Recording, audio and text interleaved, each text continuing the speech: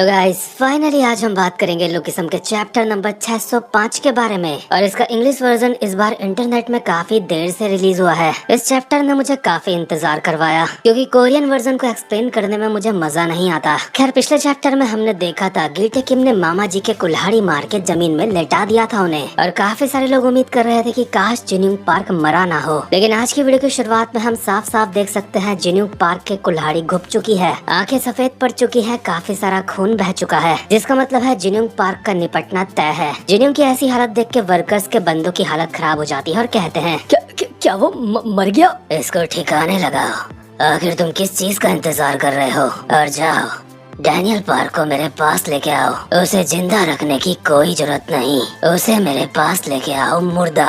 लेकिन दूसरी तरफ यूशोंग डैनियल और यूजिन को कंधे में उठा के भाग रहा होता है। यूशोंग बेचारे की भाग भाग के हालत खराब हो चुकी है और उसके पीछे पड़े हैं वर्कर्स के काफी सारे बंदे, और इनके पीछे से वर्कर्स के बंदों की इन आवाजें आती है, पकड़ो उन्हें, हमें उन्हें पकड़ना ही होगा। लेकिन अचानक से ही यूशोंग खुद हैरान होकर एक जगह पे रुक जाता है क्योंकि उसके सामने से आ रहा है जोला डो का वो किंग जिसकी थोड़ी देर पहले डैनियल ने कुटाई करी थी। कुछ चैप्टर्स पहले इसकी कुटाई करी थी डैनियल ने। इसलिए लौंडा काफी ज्यादा गुस्से में है और इनकी तरफ आके कहता है, तो फाइनली तुम लोगों का भागना दौड़ना खत्म हो गया। ऐसी बात है तो अब वक्त है मरने का। वैसे भी पिछली बार का मुझे तुझसे काफी सारा हिसाब किताब चुकाना है। लेकिन चैंगसू डैनियल की तरफ बढ़ते हुए कहता है, उसने कहा था हमें ज्यादा लालची नहीं होना है। रुक जा, वैसे भी ये लोग मरने ही वाले हैं। यूजिन और डैनियल पार्क, तुम लोगों ने यहाँ तक भाग के काफी अच्छा करा, लेकिन अब तुम मरने के लिए तैयार हो जाओ। बट चैंगसू के पीछे से एक छपरी आता है और उसके कान में खुसफुसाते हुए कहता है, सर चैंगसू कुछ ऐसा है जो आपको पता होना चाहिए। अबे साले ऐसे अचानक से मत आया कर, मैं फालतू में ही डर रहा था।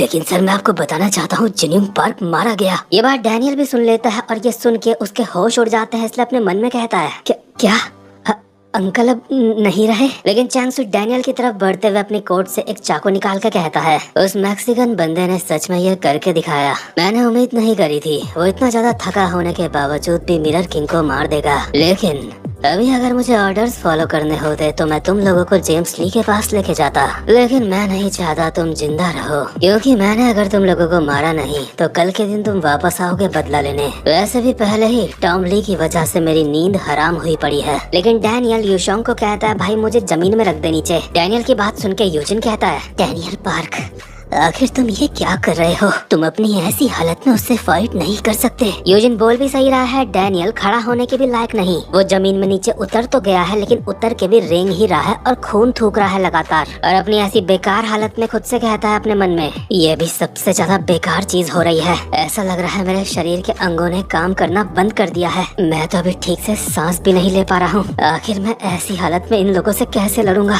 मेरे शरीर का दर्द उसकी हदों से पार जा चुका है। मैं उठ नहीं पा रहा हूँ। क्या मेरे पैर भी टूट गए हैं? लेकिन अंकल ये चाहते थे, उन्होंने अपनी जान जोखिम में डाल के मुझे अपनी फाइटिंग टेक्निक्स दिखाई, इसलिए मुझे लड़ना ही होगा। बट चैंगसू इसकी तरफ आते हुए कहता है, क्या तू ऐसी हालत में भी लड़ने की सोच रहा है? सच में तो कितना गंदा इंसान है। लेकिन यूजिन जो अब भी यूशोंग के कंधे में लटका हुआ है कहता है मरती हुई हालत में, डैनियल पार्क अगर मरने के 100% चांस हो और जीने के सिर्फ 1%, तो इसमें से तुम क्या चुनोगे? यूजिन आखिर तुम अचानक से ये क्या बोल रहे हो? सवाल मत पूछो, बस जवाब दो।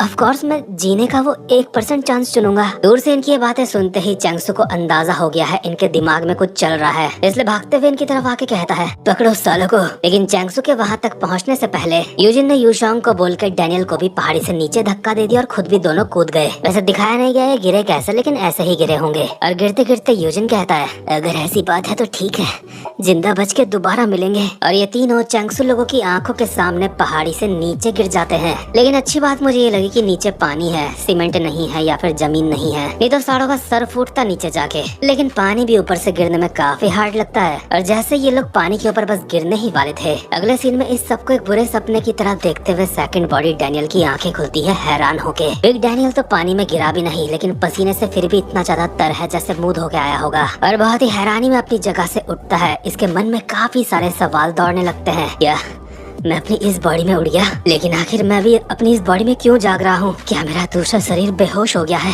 लेकिन कैसे? क्या ये पानी में गिरने की वजह से हुआ या फिर काफी ज्यादा खून बहने की वजह से? एक मिनट, ऐसा भी तो हो सकता है कि मैं बेहोश नहीं हुआ नहीं, मैं ये नहीं मान सकता।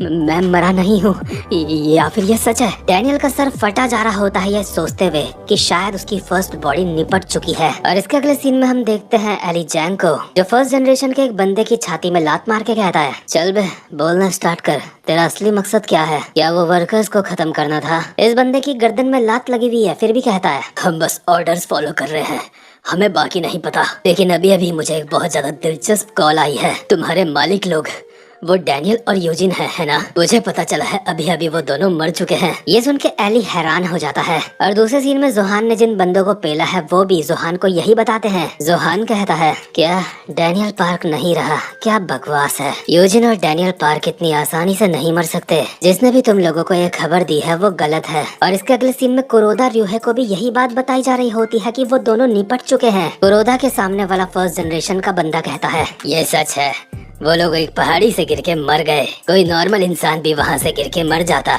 लेकिन वो लोग तो पहले से मरने की हालत में थे। वर्कर्स हेडक्वार्टर्स के सारे बंदों ने जिन्होंने उन्हें धोखा दिया था, ये सब उन्होंने देखा है। शीनू ये सुन के हैरान होता है कि वर्कर्स ने यूजिन को धोखा दे दिया। बट फर्स्ट जनरेशन वाला कहता है, यूजिन तो शुरुआत से ही हमारा टारगेट था, लेकिन उसकी बाकी की एफिलिएट्स के ऊपर हमला करने का प्लान चैंगसू का था। यूजिन अब नहीं रहा, इसका मतलब हम जीत चुके हैं। लेकिन यूजिन के साथ इसने ये भी बताया है कि डैनियल नहीं रहा। ये शब्द जैक के कानों में पड़ते ही जैक इसकी गर्दन पकड़ के दीवार में चिपका देता है और कहता है, फालतू की बकवास मत कर, डैनियल पार्क नहीं मर सकता। मुझे इस बात पे यकीन नहीं, मैं इस पे यकीन नहीं कर सकता। और जैक को याद आते हैं वो सारे पल जो उसने छोटे डैनियल के साथ बिताए थे। डैनियल नहीं रहा ये सुन के जैक बौखला जाता है। इधर शीनू उसको पकड़ के संभालने की कोशिश करते हुए कहता है, शांत हो जा, ये जरूर उनके प्लान का हिस्सा होगा, हमें वहाँ किसी को भेजना होगा ये सब पता करने के लिए। लेकिन जैक गुस्से और दुख में काफी ज्यादा चिल्लाने लगता है। और शीनू भी अपने मन में कहता है, मैं ये नहीं मान सकता, क्या वो लोग सच में मर चुके हैं? क्या सब कुछ खत्म हो चुका है? इसके बाद हम देखते हैं चर्च का सीन जहाँ पे टॉम ली पहुँच चुका है और फर्स्ट जनरेशन के काफी सारे बंदे वहाँ पे उसका इंतजार कर रहे हैं। जेंटलमैन बॉटल के साथ गंदी हरकतें करते हुए कहता है, तुम्हें क्या लगता है मैंने यानवो किम के साथ क्या करा होगा? चिल बॉक गैंग, तो मेरे सवाल का तेरे पास ये जवाब है। अगर तुझे याद नहीं तूने मिस किम के साथ क्या करा, तो मैं तुझे याद दिलाऊंगा। मारिया से प्रार्थना कर और बोल, तो उससे जल्दी मिलने वाला है। टॉम जैसे ही जेंटलमैन को आगे मारने के लिए बढ़ रहा होता है, हम देखते हैं यहाँ पास वाली बेंच में जेम्स ली भी बैठा है, जो गॉड से प्रे करते हुए कहता है, तू उसे नहीं मार सकता क्योंकि मैं यहाँ पे हूँ। जेम्स ली, जो मैंने सुना क्या वो सच है? हम अभी चर्च में हैं, इसलिए ज्यादा गुस्सा मत करो। क्या तुमने ही ये सारा का सारा खेल रचा है? आखिर मैं कहाँ से शुरू करूँ?